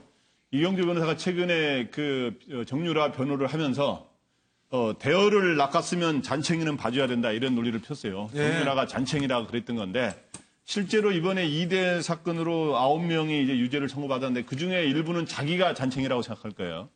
자기 잔챙이는 모든 걸 다 잃고 큰 상처를 입었는데 여기서 잔챙이는 대학 교수를 얘기하는 거예요. 대학 교수들은 제가 객관적으로 잔챙이라는 게 아니라 본인들은 자기가 잔챙이라고 생각할 겁니다. 근데 그랬는데 진짜 대어인 정유라는 빠져나가고 뻔뻔하게 군다. 이런 생각을 아마 그 일부 교수들은 할 거로 보입니다. 그래서 아까 유철균 교수가 직접적으로 뻔뻔하다라고 얘기를 한 거죠. 예, 고영신 교수님. 뭐 최경희 총장, 김경숙 총장, 학장, 남궁곤 교수 다 모른다겠습니다. 또 정유라도 모른다고 그랬어요. 처음엔 그랬죠. 정유라의 모른다가 훨씬 한 수가 아니라 몇 수이라고 이렇게 드러났지 않습니까? 결과적으로는 정유라는 지금 뭐 구속도 안 되고 홀홀 날아다니니까 교수들 입장에서는 청출어란 맞네. 이런 소리를 하지 않았을까. 그런 생각이 들고, 사실은 뭐, 이대 부정입학의 주연은 최순실 정유라 아니겠습니까? 주연은 싹 빠지고 조연들만 지금 들어가 있는 그런 상황이 됐기 때문에 참 정유라가 기가 막혀 속으로 그런 말씀들을 하고 있지 않겠나 그런 생각이 듭니다. 네. 박상병 교수. 네. 저는, 정유라 저 발언에 검찰이나 여론이 쏘으면 안 됩니다. 굉장히 기획된, 준비된 발언들이에요. 그리고 21살짜리의 순진무구한 표정이 아닙니다. 잘 한번 보세요. 아닙니다. 자, 충분히 기획됐던 발언들이었다. 아마 지금 저 표정 봐보세요. 저건 박상병 교수 찾아낸 표정이죠. 저는 저 표정 보는 순간에 저 봐보세요. 가사롭다. 웃기고 있네. 내 잘했어. 이런 정도거든요. 자, 이 얘기는 뭐냐면은 정유라 옆에는 쟁쟁한 변호사들, 검찰 내, 아마 법원 내에도, 언론도 아마 상당히 인맥들이 많을 거예요. 다 보호하고 있잖아요, 지금까지도. 그럼 뭘까요? 교수들은, 교수들이 무슨 힘이 있어요. 또, 근거도 확실하니까, 우리는 들어가지만은 정유라는 아무것도 없네. 역시, 돈이 좋구나. 라고 하는 생각을 하고 있을 거라고 짐작을 합니다. 네, 이재경 교수. 아마 그 교수들 마음속으로는 그런 생각이죠. 내가 저런 애 때문에 입시 특혜, 그 학사 특혜를 줬나. 진짜 자괴감 들 겁니다. 그런데 대단히 삐뚤어진 교수고 일그러진 교수상을 보여줘서 우리 사회에 엄청난 사회적 상실감과 상처를 안긴 이 사건의 성격에 비추어 봐서 우선 최순실을 7년 구형에 3년 준 거는 저는 이건 도저히 국민 법감정에 안 맞는 형량이 낮다. 뭐 법적으로는 뭐 타당했다고 뭐 판사님들이 결정하셨겠지만 최경희 총장 5년에 2년 주고 이런 거는 제가 보기에 형량이 전반적으로 굉장히 낮지 않나. 국민 법감정에 비춰보면 이걸 좀 최순실 씨는 물론 이 부분에 관해서 3년이고 나머지 부분은 앞으로 얼마나 나올지 알 수 없지만 이런 점이 좀 느껴지고요.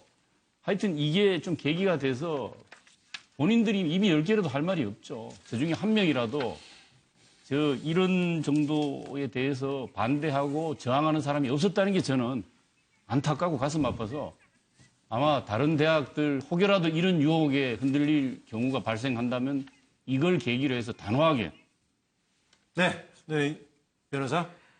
오늘 그 이경재 변호사가 최순실 씨 그 선고 난 것을 보고 항소하겠다라고 이제 의견을 밝히면서 한 얘기가 있습니다. 뭐라고 얘기하냐면은 당시에 그 입시 비리와 관련해서 사실관계가 잘못되었다. 또 하나는 이대 관계자 여러분들에게 이런 식으로 죄송한 일을 벌이게 돼서 미안하다. 이런 얘기를 했거든요. 예.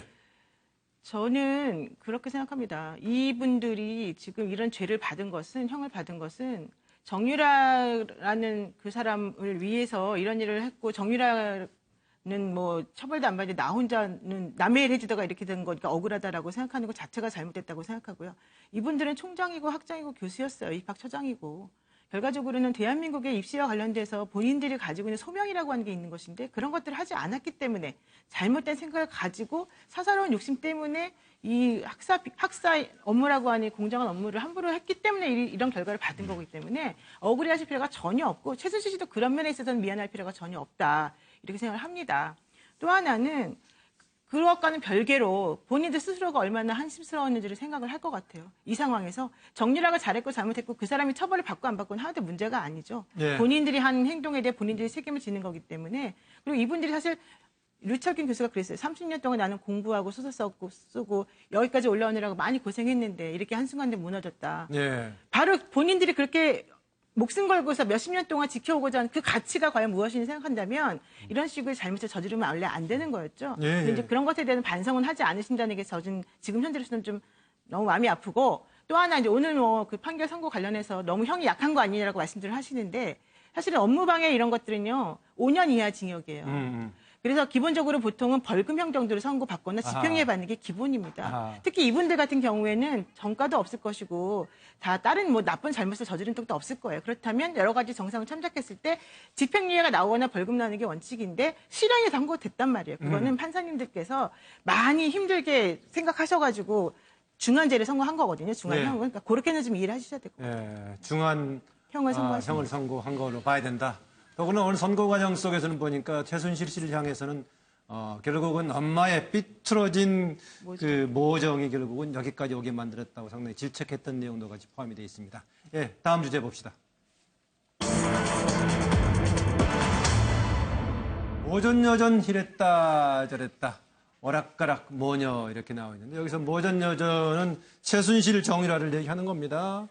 모전여전 이랬다 저랬다라고 얘기했는데 최순실 씨의 생각하는 모습, 밝은 상황에서 있던 모습에다가 지금 뭐 수인 안 입었죠? 이걸 좀 상상하고 있는 엄마의 생각인데요. 역시 또 정유라의 생각은 또 대통령과 박 전 대통령과 어머니를 생각을 하고 있습니다. 그동안에 생각하면서 딸 귀국 소식에 면담 신청, 진실규명에 협조하겠다 했는데 오히려 기각이 되면서부터는 추가 조사조차 취소하고 불출석 이렇게 나왔는데 이렇게 왔다 갔다 하는 심정이고요. 정유라 생각하면서 처음에는 나 하나도 모른다. 아무것도 박 전 대통령 잘못 없다. 그렇다면은 검찰이 얘기하기를 박 전 대통령 잘못 없다면은 엄마가 최순실이 잘못한 거냐라고 하니까 또 그것도 아니다. 왜 엄마가 뒤집었어야 하나라고 하면서 상당히 정말 애줄타기 진술을 계속 하고 있는 상황인데요. 첫 번째 질문은 이겁니다. 진실규명 협조하겠다더니 다시 취소한 최순실. 만약에 계속 협조했다면 여기가 물음표 질문입니다. 예, 화면 봅니다. 아니 그거에 대해서는 제가 설명하고 싶은데요. 걔가 우승을 하고 안 하고는 우승이 개념이 아니라 1, 2, 3등 점수가 매겨지는 건데 저는 그런 거에 관련한 적도 없고 그것 때문에 계속 애가 상처를 받고 그냥 그 언론의 그런 압박 때문에 애가 완전히 잘못 나가가지고 걔 인생이 정말 지금 저렇게 될 정도로 저렇게 됐는데 그건 정말 억울한 부분입니다. 제가 무슨 1등, 2등이 아니라 점수에 따라서 그게 차이가 나는데 그런 사실 전혀 없습니다. 그때도 이제 정유라 이야기 나올 때마다 흐느끼고 그리고 이번에 역시도 정유라 이야기하면서 흥분하고 그런 것들이 치밀하게 계산된 코스프레라고 할까요? 최순실 역시도 딸 앞에서는 어쩔 수 없구나. 엄마구나. 저는 그게 의도됐다고 저는 보는 거예요. 그 눈물이 악의 눈물이라고 저는 생각을 했고요. 동정심 자극한다 이 말씀이시군요, 한마디로. 네. 성공했지 않습니까? 최순실은 정유라를 끔찍하게 생각을 합니다. 끔찍하게 생각을 하는데 정유라는 거기에 최순실이 생각하는 것만큼은 못 미치는 것 같아요. 엄마가 원하는 말도 안 타고 그다음에 엄마가 좀 이렇게 해줘라 저렇게 해줘라 단 한 번도 쿨하게 들어준 적이 없었거든요. 네. 이종근 실장. 네. 결국은 뭐 이 최순실을 보면 일관된 어떤 행동과 일관된 어떤 말을 한 적은 없어요. 늘 번복하고 늘 이 감정 기복도 심하고 이 당시가 사실은 아마 정유라의 어떤 그런 강제 집행 때문에 아마도 한 번 정도 면담을 해서 내가 시인을 하겠다라고 제안을 했던 것 같아요. 하지만 그럼에도 불구하고 과연 뭐 뇌물죄 같은 아주 중대한 박 대통령과의 연관된 부분까지도 전부 다 뭐 무언가 카드를 내놨을까? 저는 그렇게 생각하지 않아요. 아마도 이렇게 그 미끼를 던져서 검찰에서 만나서 시인을 한다? 그러면 이 정도, 이대 부정과 관련해서 내가 개입을 했다. 이 정도는 시인하겠지만 그래도 결정적인 것은 계속 모르쇠로 해서 카드를 쟁여놨을 것이다. 결코 모든 걸 다 시인하지 않았을 것이다. 이렇게 생각합니다. 말 그대로 잔챙이 정도는 혹시 시인했을지 모르겠다라는 정도 의견이네요. 네, 이재경 교수. 이건 뭐 한마디로 검찰 농단이죠. 검찰을 갖고 논 거죠.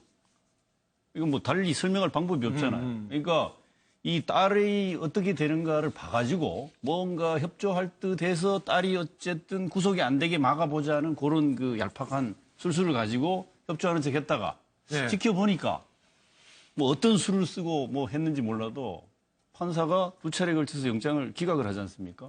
그러면 이제 됐구나. 내가 뭐 굳이 뭐 작은 거 하나라도 얘기해 줄 필요가 없다. 지금 전략대로 모르쇠로 가자. 이건 정말로요. 하여튼 저기 가서도 요만큼도 정신 안 차린 거죠. 진실을 말할 하나의 준비가 안 돼 있습니다. 모든 걸 저것을 자기가 비껴나가고 피해가기 위한, 모면하기 위한 그런 술수의 일환으로 지금 검찰과 법정을 상대하고 있다는 걸 여실히 보여준 태도라고 보는 거죠. 네, 협조한다고 했다가 취소했는데 협조한다고 하더라도 아주 뭐 격가지 정도 혹시 했을지 모르겠지만 안 했을 거다. 뭐 검찰이 머리 꼭대기에 앉아있다 이런 얘기하고 있네요. 네, 고영신 교수님. 저도 뭐 비슷한 생각인데요. 아마 그래도 이권 개입이라든가 또 인사 개입, 뭐 미얀마 대사 이런 부분들은 뭐 좀 이 얘기를 할 수 있는 여지가 있지 않습니까? 그렇게 될 경우는 본인도 물론이고 박근혜 전 대통령이 지금 완전히 모르쇠 전략을 펴고 있는데 그런 단초를 가지고 검찰이 박근혜 전 대통령을 압박할 수 있는 또 재판에서 충분히 어떤 그 논거를 제시할 수 있는 좀 그런 단초는 제공하지 않았을까 하는 생각을 합니다. 네, 노영희 변호사. 저는 뭐 전혀 진정성 없는 얘기다라고 생각하고요. 딸이 구속될 위기에 처하니까 제스처를 취한 것에 불과하고 또 사실은 뭐 가서 얘기한다 해도 그것은 제대로 된 얘기는 아니었을 것이다라고 생각합니다. 전혀 아쉽지 않고 오히려 이런 식의 태도를 취하는 것이 재판부나 다른 사람들에게 알려짐으로 인해서 오히려 본인 스스로가 자승자박하는 또 모양새를 취할 수 있다. 지금 그런 느낌이 듭니다. 네, 박상평 교수. 네, 최순실 씨는 지금 별로 두려워하고 있는 게 없는 것 같아요. 뭐 세상 꼽고 숨어 있는데 찾아보려면 찾아보세요. 찾아본들 현행법으로 어려울 거요 등등과 관련해서 두려운 게 없는 것이고 단 하나 두려운 게 있으면은 혹시 정유라가 한국에 들어와가지고 상당히 많은 진실을 다 폭로해버리고 또 그럼에도 불구하고 구속이 됐다?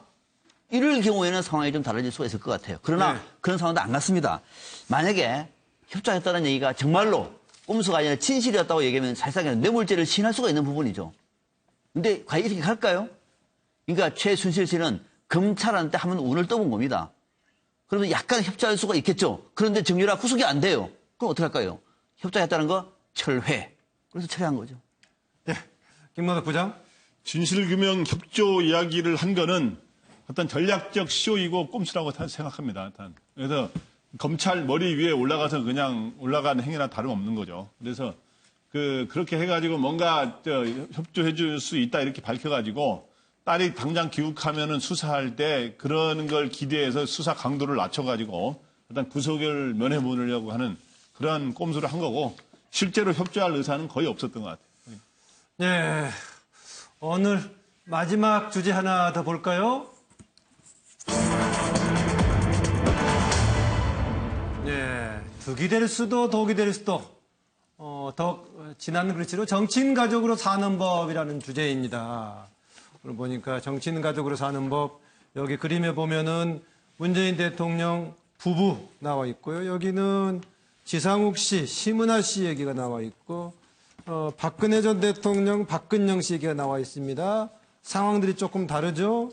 최근에 뭐 집권 초반에서 두 분 호흡이 잘 맞고 국민들에게 좋은 이미지 심는데 상당히 내재 역할을 잘하는 걸로 지금 알려져 있고요. 뭐 쭉 봐야겠습니다만 물론. 그다음에 당 지도부 경선에 나왔던 지상욱 의원 부인이 갑자기 지금 몸이 불편해가지고 가족이 우선이다 해가지고 출마 포기를 했죠. 뭐 박근영 자매, 박근영 또 박근혜 전 대통령 자매 간의 관계, 전에 유경재단 분규 이후로 서로가 좋지 않아가지고 감옥에도 면회도 못 가봤고 다른 행사 때도 겉도는 그런 상황인데요. 언니, 앞으로 운명은 어떻게 될지, 또 내가 만약 이렇게 됐을 때 동생은 어떻게 될지, 최근에는 또 1억 관련 무슨 사기 또 소송까지 걸려 있고 이런 상황이 있던데요. 정치인 가족으로 사는 것 관련인데 바로 관련된 얘기를 한번 잠깐 마지막으로 여러분 의견을 듣고자 넘어가야 합니다. 자료를 보면서 정치인 가족으로 사는 법 관련해서 좀 더 들어보고 패널들의 의견을 듣겠습니다. 근데 저희 남편은 이렇게 경상도 사투리도 심한 데다가 말이 혀가 그래서 먹는 스타일. 네.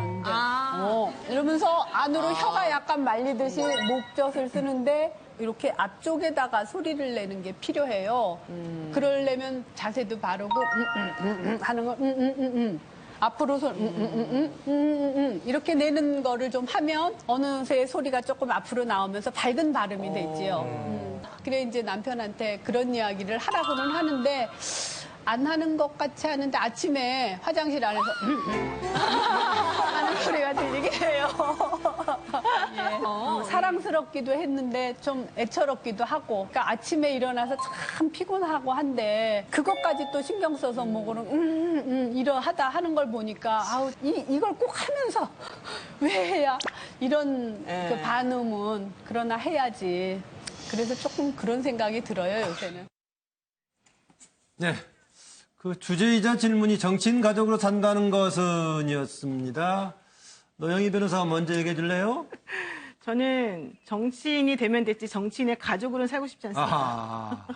이거 정치적 야망을 드러내는 발언이에요. 그게 아니라 너무 힘들 것 같아요. 왜냐하면 정치인이라면 자기가 선택한 거고 본인이 어떤 식의 그 태도를 취해야 되는지에 대해서 본인이 스스로 결정해서 행동할 수밖에 없는데 정치인의 가족이라고 하는 사람들은 정치인도 아닌데 정치인보다 더 많은 도덕성과 더 많은 여러 가지 그런 견제를 받을 수밖에 없는 구조가 되고 혹시나 내가 의도치 않았지만 내 가족에게 내 정치 않는 내 가족에게 누가 될까 전전 근거로 살 수밖에 없거든요. 그런 부분은 너무 힘들 것 같아요. 저는 정치도 하고 싶지 않지만 정치인의 가족은 정말 하기 싫습니다.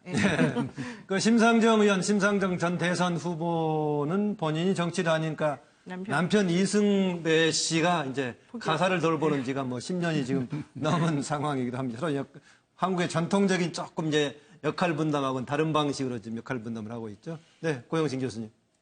뭐 정치인 가족으로 사는 것이 득이 될 수도 있고 독이 될 수 있는데 저는 하기 나름이라고 봅니다.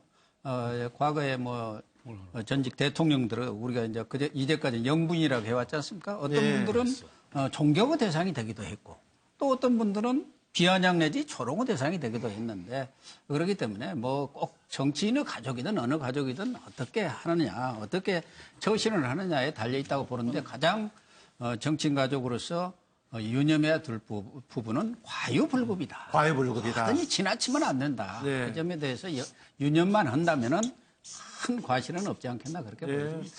뭐 얘기하신 대로 경우에 따라서는 오히려 가족 때문에 좀 손해봐서 독이 될 수도 있고 가족 간에 서로 도움을 받아서 뭐 득이 되는 경우가 있을 수도 있겠죠. 이재경 교수님. 아니 근데 고영신 교수님 하기 나름 저 똑같은데. 똑같았어요? 그래요? 어떻게? 아니 설명하기 나름이겠네요 또. 저는 이게 그 전반적으로 보면은 사실은 그 정치인의 가족으로 사는 게 되게 고통스럽고 힘든 게 대부분 많습니다. 그러니까 노출돼서 사생활이 많이 제약받지 않습니까? 일반적으로 보다가.